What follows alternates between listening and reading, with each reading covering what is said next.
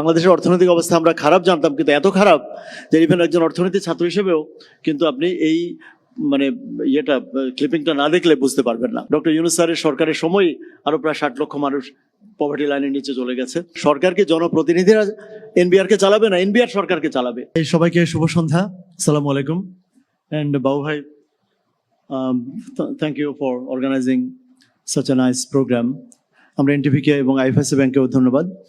আমি শুরুতে বলতে চাই যে জনগণের যে প্রত্যাশা, আমরা ইউনিভার্সিটিতে যেহেতু স্টুডেন্টসদের সাথে ফ্যাকাল্টি মেম্বারদের সাথে ইন্টারাক্ট করি, আমরা নিউজ পেপার যারা পড়ি, যারা আমাদের সোশ্যাল স্পেসে ইন্টারাক্ট করি, তারা সবাই জানি জনগণ কি কি জিনিস চায়।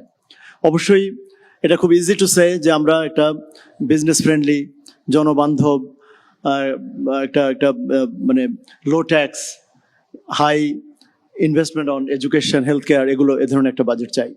আমি মনে করি জনগণ অনেক ক্ষেত্রে তারা তার ওই অঞ্চলের, যেমন আপনি ভোলার কথা শুনলেন, ভোলা তার নিজস্ব আঞ্চলিক প্রেফারেন্সগুলো মানে এটাই হওয়ার কথা। আমরা শিক্ষকদেরকে যদি আপনি জিজ্ঞেস করেন, আমরা বলবো শিক্ষায় সর্বোচ্চ বিনিয়োগ।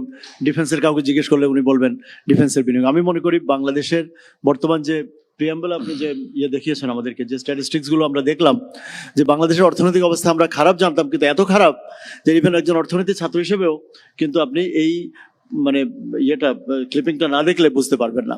যেমন এক্সপোর্ট ডিক্লাইন করছিল, আমরা দেখছিলাম যে গার্মেন্টসে প্রায় 14%। এখন ওভারঅল এক্সপোর্টে যদি 2% ডিক্লাইন করে, যেখানে আপনার মুভ ফরওয়ার্ড করার কথা বাংলাদেশে, এমনিতেই আমরা তো আসলে দরিদ্র দেশ, তাই না? যেখানে এত হাই আনএমপ্লয়মেন্ট, এত হাই পভার্টি, এক্সট্রিম পভার্টিতে শুধু ডক্টর ইউনূস স্যারের সরকারের সময় আরো প্রায় 60 লক্ষ মানুষ পভার্টি লাইনের নিচে চলে গেছে। তো যেখানে আমাদের going forward at a very fast pace দরকার, সেখানে যদি এক্সপোর্ট কমে যায় এক্সেপ্ট ফর রেমিটেন্স, অন্য সব জায়গায় আমরা দেখলাম যে খারাপ নিউজ।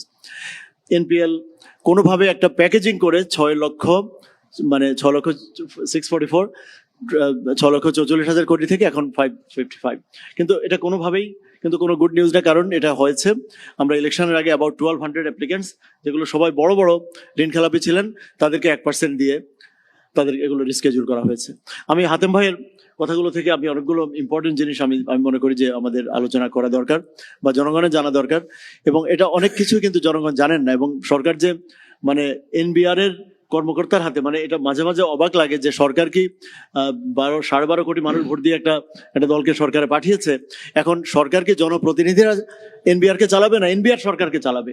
এনবিআর তো সেই 53 বছর আগের এনবিআর, এটা তো পাকিস্তান আমলের সেই এনবিআর বা ব্রিটিশ আমলের এনবিআর, তাই না? আপনি যদি এনবিআর এর কথায় অর্থ বিভাগ যদি তার ট্যাক্স এবং এআইটি, অ্যাডভান্স ইনকাম ট্যাক্স, বা শুনলাম পার্সেল ট্যাক্স, শুনলাম টার্নওভার ট্যাক্স, এভাবে নতুন নতুন বিভিন্ন নামে যদি নিগ্রহমূলক যে পারসিকিউশন যদি করতে চান, তাহলে কারখানা আপনি একটাও খুলতে পারবেন না। বরং যেগুলো চালু আছে সেগুলো বন্ধ হওয়ার উপক্রম আছে। আমি শুধু 4টা পয়েন্ট লিখেছি এখানে শেষ দিকে, যে সরকারের কথাগুলোকে সিরিয়াসলি নেওয়া যায় কিনা।